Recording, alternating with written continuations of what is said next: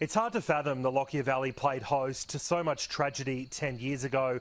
After weeks of rain, a major downpour brought 160 millimetres in 36 hours.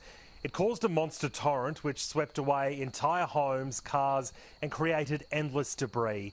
16 lives were lost in this region alone.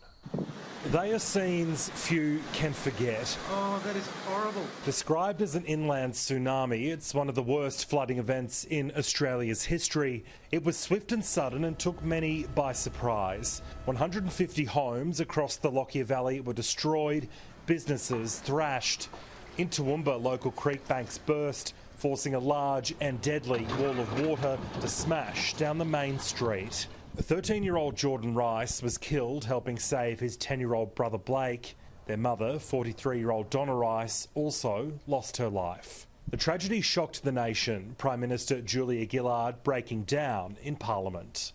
The courage it takes for a young boy, 13-year-old Jordan Rice, to say to his rescuers, "Take my brother first." And before that brave rescuer could return, Jordan and mum Donna were taken by the flood. By the time floodwaters reached Grantham, it was up to 8 metres high. Lockyer Valley Mayor Tanya Milligan was a first-hand witness. My children and I, we evacuated, let our neighbours know as well that they needed to evacuate, and myself and my two children, like 100 plus other people, all ended up at the Laidley Council depot, and we were one of the many that ended up being choppered from the Black Hawks from the Laidley depot back out to Laidley Hospital. Then came the major clean-up and journey to rebuild, the aftermath reminiscent of a major cyclone. It's probably hard to describe in words on what it actually looked like, and I know people saw the images on the TV and in our media, but to actually be on the ground, to see the devastation, let alone to have those conversations with people that had been affected, was exceptionally difficult. So they were hard days. The damage bill surged to more than $5 billion across the state. While the floodwaters are long gone, the memories remain.